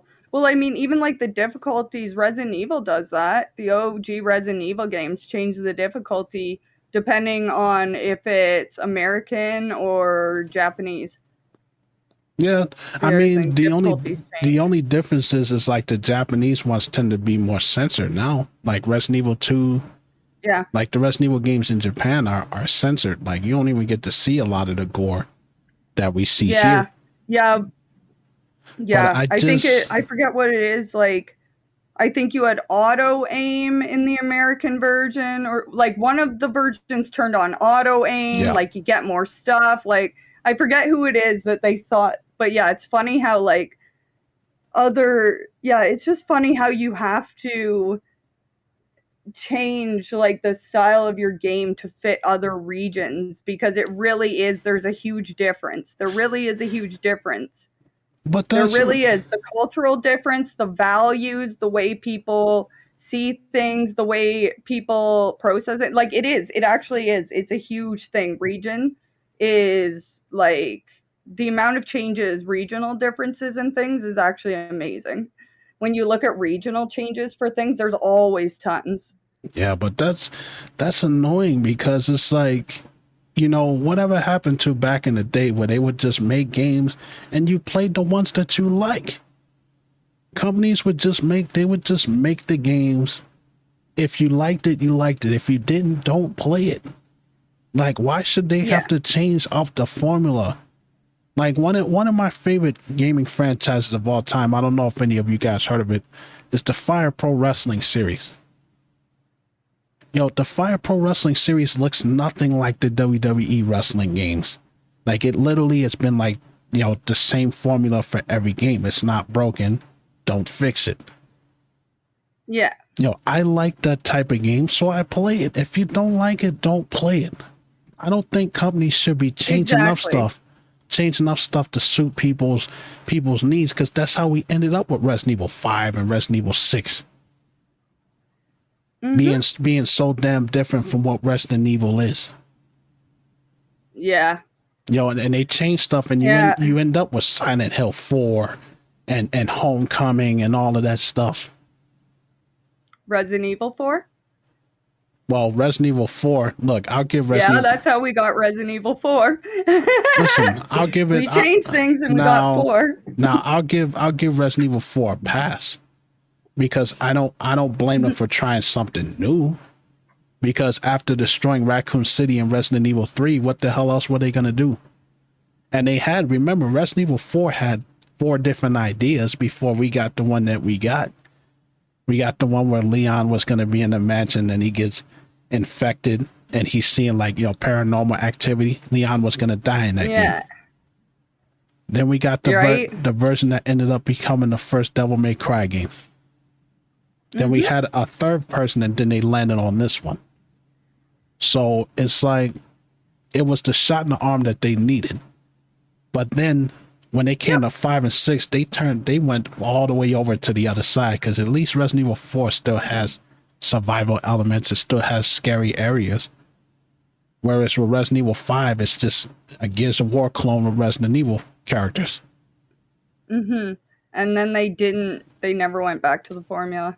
They never went back after that. They tried in 7 and 8, but they never went back. They did with Revelations. Yeah, in fact, but I mean, for a mainline, that's what brought them back from the dead. And even though I think Resident Evil is as boring as dishwater, at least I can look at it and say it's a horror game. Yeah. Even though you spend 90% of the game walking through empty areas, because that's what horror games are these days. They put you in a dark place as first person, and you're walking through empty areas because, oh, spooky. That's scary. That's why I love Visage. Visage knows how to do that. I've never, great games don't know how to use silence to make you scared. That's the one thing, people don't understand the actual act of what being afraid of nothing is. So they just put nothing. That's why, have you ever played Visage? No, I haven't. I know it's not up your alley, but I'm sure that game would make you shit your pants. Just because of how, that game actually scared me so bad when it came out. I had to wait 3 or 4 months to play it again. Yeah, I had to, because that game is so fucking mean, because it's silent all the time. It's silent all the time, but the ghosts are on a timer. And if you take too long to figure out where to go, you get hunted by a ghost. You'll never know where it's happening, but otherwise the entire house is silent. You'll hear that kind of sounds like of floorboards. That kind of sounds like Torment of Souls, where you get killed by the darkness. Yeah, but it's not a combat game. But it's yeah. Anyway. Yeah, I mean, it's just, they like I said, it doesn't really surprise me that game failed the way that it did. You know, you're trying to grab the audience of an already established game. Genshin Impact, whatever people think about it, it's a popular game. A lot of people play it. And you aren't gonna grab the Call of Duty audience by trying to make a clone of Call of Duty, because that's all people are gonna look at it as. Isn't Blue Protocol older than Genshin? Is it? Blue Protocol was out for 10 years. Yeah, Protocol was in Japan for 10 years. Like, it was... Like, it's shutting down now, but it was out for 10 years. It was successful in Japan. So... they waited almost 10 years to come out with a worldwide release. They scrapped it. They decided. I'm guessing it just wasn't profitable. That was my guess. It's probably not profitable, and I'm guessing when they did play tests with the US players, they probably didn't like it as much. Okay. That's the other reason for regional differences. They will try it. People in different regions will test it, and if everyone in that region is having the same issue, then it's that region, which I think is weird. So they didn't strike while the iron was hot. I don't think anybody should wait 10 years to port something. Well, I just think they didn't really care about it because they were making money in Japan. And that's the reason why I think, like, that's the thing. Like, that's the basis for why I'm saying, like, they couldn't make it regional, because it went fine in Japan for 10 years, right? And it didn't get ported over here. But if they're saying it's because of the audiences, then that just makes sense to me. It just makes sense to me regionally. I mean, the audience is different now than it was 10 years ago. Yeah. You know, now we're a bunch of spoiled graphics hounds. Like, if we can't see a word on a soda can on the ground, then it's got shitty graphics. Yeah. That's where we're at. Anyways. Right? Yeah, we got like 20 minutes. We should probably get off, and we're getting so off topic today. It's all good. You know, we'll go as we need to. All right, let's move on to Bungie's former Marathon reboot director, Chris Barrett, reportedly ousted following inappropriate behavior. He was replaced by Joe Ziegler in March.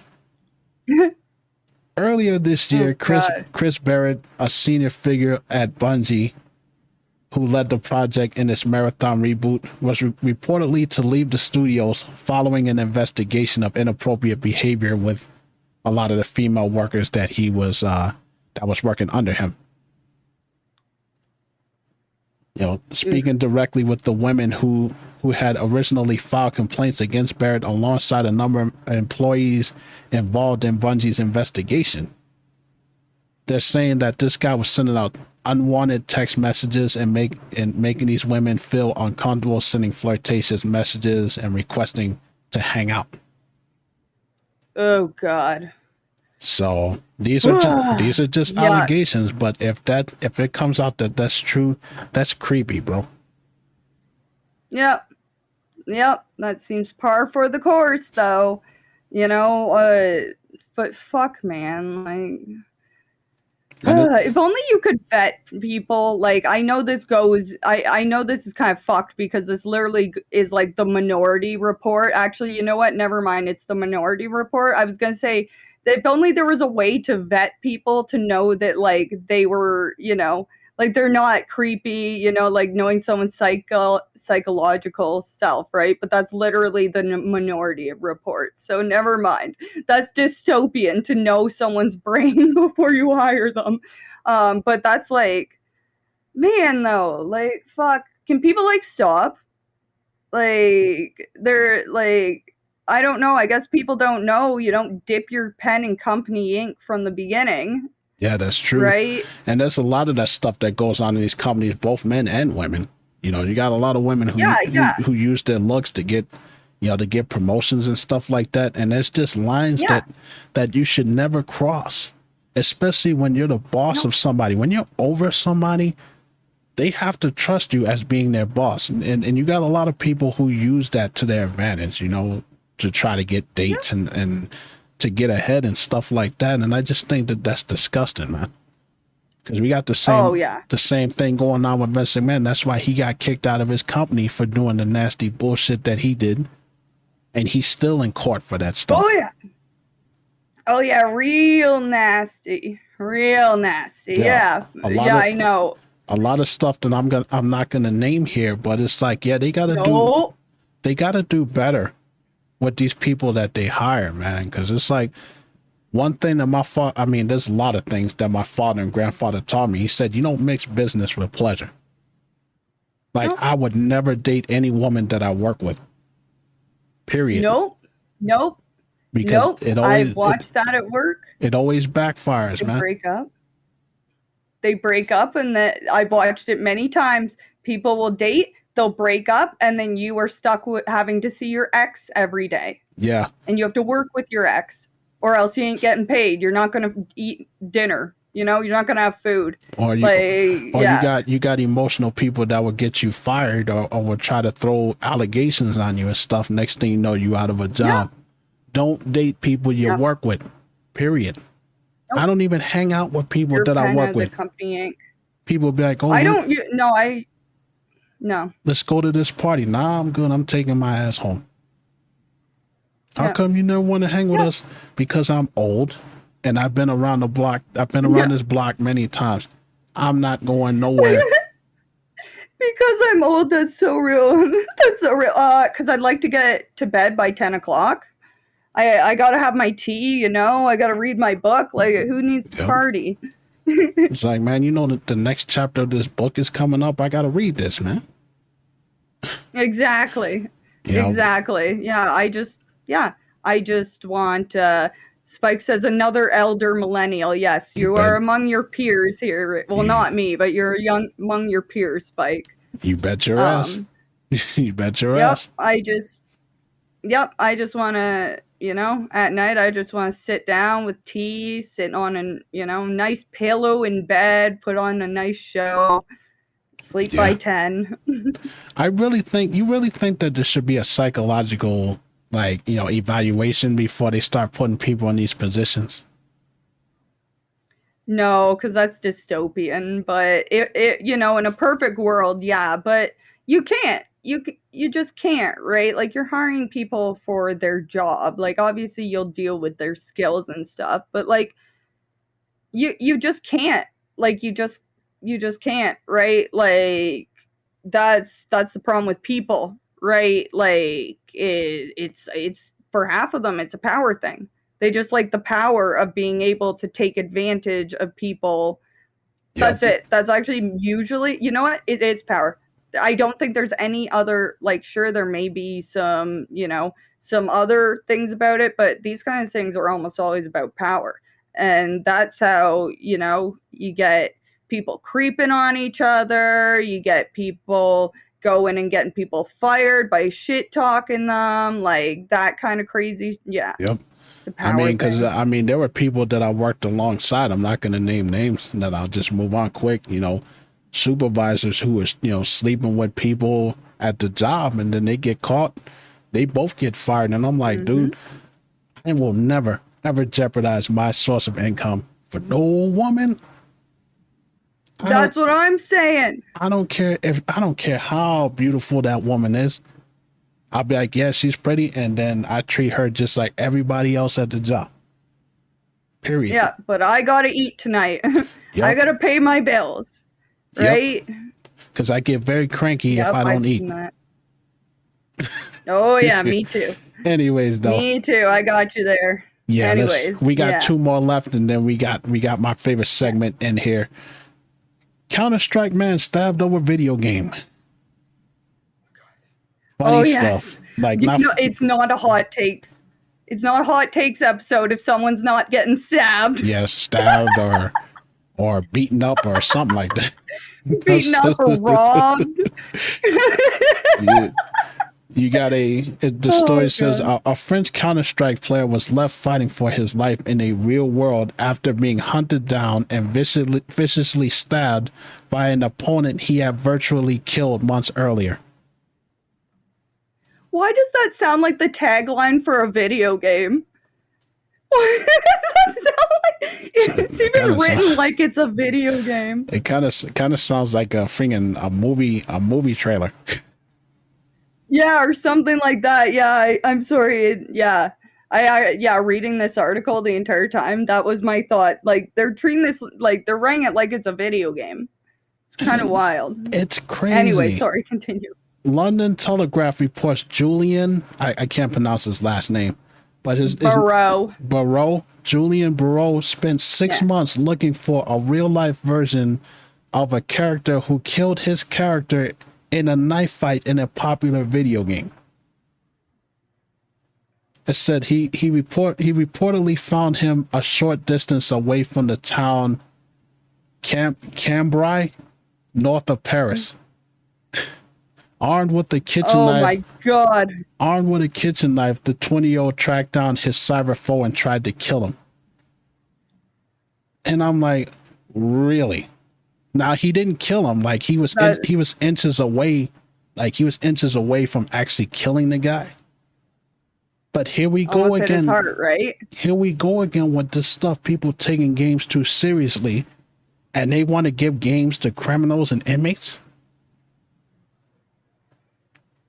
That's what I'm saying. Sorry, Nostalgia just said the funniest comment in chat. He said, "Wonder if he used a knife with a fancy skin." Oh my God! Knife skin. Oh my God! Oh God, man. Okay. Anyway, sorry. I had to read that. That was funny. You think he paid? Yeah. You think he paid for DLC and just got like a freaking army skin? Yeah. But yeah, like, man, it's man. It says the victim, however, proved as frustrating as an opponent in the physical world. It said that he narrowly survived the attack. The knife just missed his heart by a few centimeters. So oh man. And it says that. Now, here's the bullshit with this whole thing. Like, I know, I'm not making light of the situation, but I don't want it to be too dark. But it's like, this guy only gets 2 years in jail and will attend anger management. That's all he gets for attempting to murder someone. And he literally stabbed the dude. He stabbed the guy. And all he gets is 2 years in jail and anger management. Get the hell out of here. Holy crap, bro. This is, Okay, Nostalgia. Sorry, this comment has to go in the podcast, too. Nostalgia said, no wonder he lost. Jesus Christ. Stab them properly. All right, sorry. We got to get this, right. We got to get Nostalgia on here one day and just shoot the breeze. Yeah. Yeah, exactly. We do. But no, seriously. Like, we also got to get Minx on here too, because she's awesome. Yeah. We got to get the gang. Yeah, we got to start hosting people. But yeah. Anyways, but yeah, seriously, man. Yeah, here we go again with another gamer that takes a game too seriously. They get beat so badly that they want to actually go harm people. These are the types of people that need to be put away in a padded room, never to be seen again. Yeah. Yeah, I was going to say, like, most of these, like, there's some of them, like, when that chick hijacked the dude's car and everything, like, that's criminal, but, like, things like this are very much, like, put them in a mental health unit for a while. Like, to obsess for that long, like, that's the key where I'm like, okay, this is a mental health crisis these people are having, because these people take the time to, like, hunt down these people. Right? That's what the messed up thing is. Part. I can't even stay mad enough to put on my socks and then I forget about what I was mad about. These people actually take the time to track them down, find their address, go find them just to attempt harm to them, just like that, like the dude with the hammer we was talking about. Like, who? Now that's the extreme right there. To fly from New Jersey to Florida, go buy a hammer, and then go to sleep in a hotel that night, and then attempt to go beat the hell out of the guy. Now that takes dedication. That's a little much. That's dedication right there. Yeah. Exactly. People are crazy with this stuff, man. This is why I don't really trust online games, because you can't really, especially if you're a kid. Like, I don't trust them. I wouldn't let my kid play online games for years, because you got predators on there trying to prey on young kids and stuff, and Yeah, you never know who exactly. you playing with. You know. Anyways, though, Exactly. we got one more left, and then we got my favorite segment after this. Resident Evil mobile ports now require internet connection to play. So if you're playing Resident Evil on the mobile phone, you have to have the internet in order to load the game and to play it. Resident Evil 8, 7, and whatever ports they're going to come out with after that. Because they want your data, folks. Yeah, I was just about to say we need to make a little bit more money off this, right? Like, how else can you know what I mean? That's exactly what it is. They just want your data collection, right? And you know that's got to be like motivated by money, because they would have had that at the very start if they just wanted it. Like, they obviously, you know what I mean? Like, they could have already had data collection. Like, they probably do. But Yep. like for always online, yeah, they're selling your data now. Yeah, the funny thing is, it's like, as spotted in a Reddit post, the latest updates, which means the game wasn't like that when it first came out. They updated it. That now it requires you to have internet, the internet connection for Resident Evil 4, Resident Evil 7, and the Resident Evil Village, stating that due to changes to the startup process, an internet connection is now required to start this app. Many games on mobile. The startup process. Yeah, that's what it says for right now. I know exactly what they're talking about, right? Yeah, and you have many mobile games. Track you on startup. Many mobile games on other platforms often require internet connection to play. It should be noted, however, that these are single-player games, premium titles that cost $40 to access the full base game. There was no preview, so they didn't even have, require internet connection, and that's true. They are single-player games. Why do you need the internet? Genshin Impact, I can understand because it's a multiplayer game. It's an MMORPG, so you need internet to play that. But Resident Evil? And the gacha part of it, right, too. Like, that obviously needs to connect to a server and stuff. Like, that makes sense. It doesn't make any sense to me, because, Resident Evil 7 have been downloaded 83,000 times, which means somebody bought 83,000 copies of that game on mobile. But you know what? One guy. Yeah, probably, because I refuse to believe that 83,000 people bought that game, especially after people already played it on console. Why the hell are they gonna play that on mobile when you could just go get a Steam Deck? Right. Mobile. That's what I'm saying. And it's just another way for Capcom to screw us over, folks. That's all it is. And it's like, what can we do this time that's gonna piss off the gamers? Exactly. So if you're on, if you're one of those 5 people that are on, playing Resident Evil on mobile games, you're screwed. But yes. Yep. Now, folks, time for my favorite segment. We're going to Kelsey's Corner, y'all. Kelsey's Corner. Oh boy. I love the voice changers. Yes. Welcome to Kelsey's Corner, where I rant about shit that bothers me. Pardon my English. And this is what's bothering me lately, and I've definitely gone on about this on my stream. All right? I don't like Discord. I do not like Discord. Okay? And the more that I require researching certain things, because like I'm working on that project and doing Silent Hill mods and stuff, but the amount of times that I am Googling for things and I can't find it, and I ask someone and they're like, oh, it's on this Discord. And I'm like, are you kidding me? Are you kidding me? Like, yet another Discord where information that I should be able to Google and get, like, should be readily available. I have to go to this Discord and this Discord, and then I have to scroll back like 90, like, keyword search, and like, it's just like, I miss forums, all right? It's like trying to figure out this Silent Hill shit. Like, there's like 50 different Discords, and I'm sorry, but like, when I was a kid, we only used the one almighty Silent Hill forum. There was one forum for Silent Hill. Okay? And the glorious thing about that is you can go to that forum. It's still up. Like, you can still go to that forum, but I can scroll back and I can find topics that were started 10 years ago that are still getting replied to. So I have all the information. I can go to the very start of a thread on a forum, and here's the first post from 2014. But then I can read everything that has been added upon it, whoops, dropped my phone, up until 2024, right? It's archived, it's readily available information.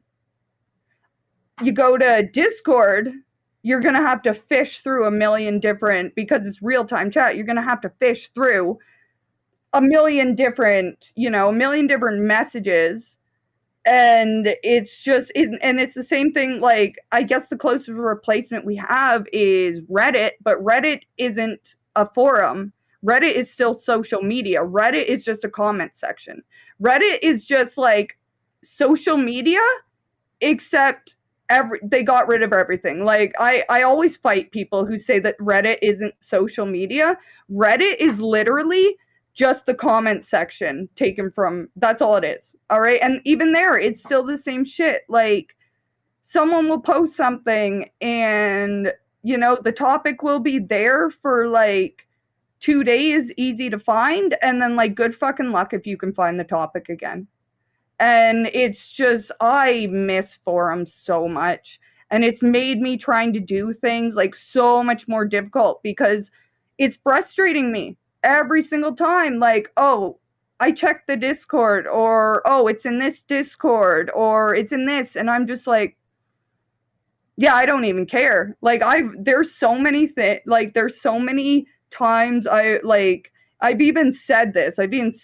Like, all my the mods I make and like the things we work on, like in our project, like, fuck no, it ain't going on Discord. Like, that shit ain't going on Discord. Like, are you kidding me? Like, nah.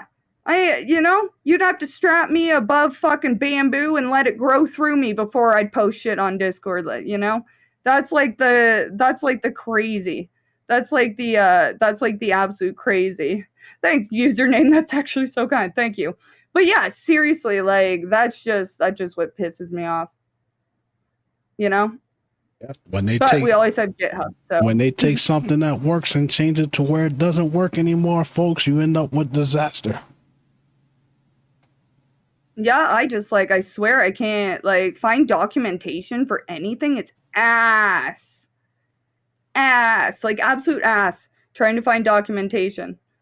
And I just hate that. Like, yeah, like, you can, but yeah, I only just GitHub, barely Google. And that's the other thing. Like, there's so many projects too, like, that I've seen that it's like, how did I know these exist? And I'm like, because it's probably on a Discord. Yeah. I mean, my knowledge of Discord only goes about as far as when I started streaming on PC, because I didn't really use Discord pretty much at all. Like, I had, my daughter Lori was the one that kind of pushed me into getting one. Like, what I need Discord for? Yeah. Like, so did Stream pushed me. And I'm like, man, but so I have that, and I'm a little more active on it now. But Discord kind of feels like a chat. Think like a chat, It is a chat room. It's a chat room. Like, that's all it is. It's just a chat room. Yeah. Like, and I don't like chat rooms. And this is the same thing as people who fight me that Reddit isn't social media.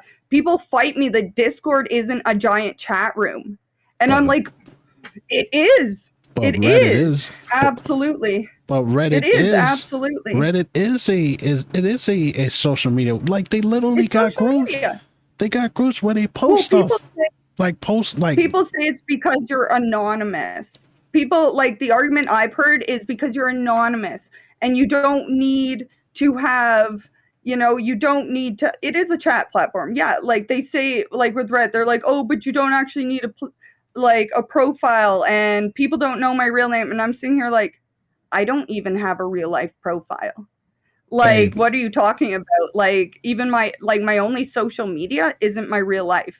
Like tons of people have burner accounts that they use on social media that doesn't have their profile. So how's it different? Yeah. Hey, I appreciate the comment username.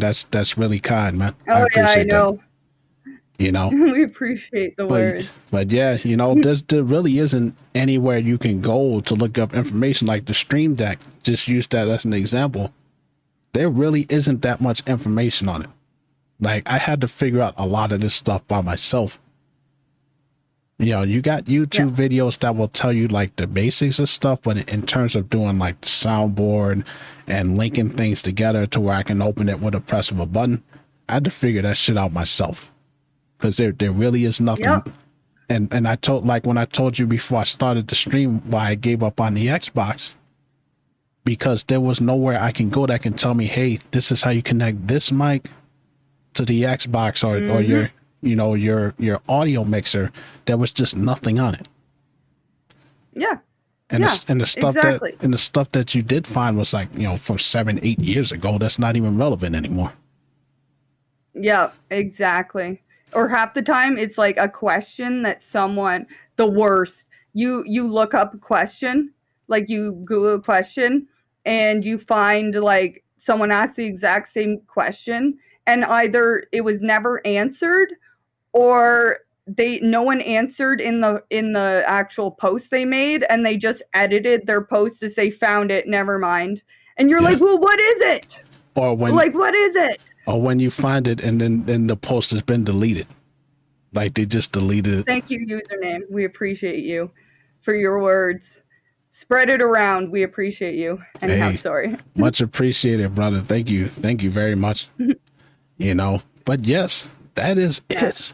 Like we got to the end of episode 12 and I hope you guys enjoyed yourselves today because we always enjoy being entertaining for you guys.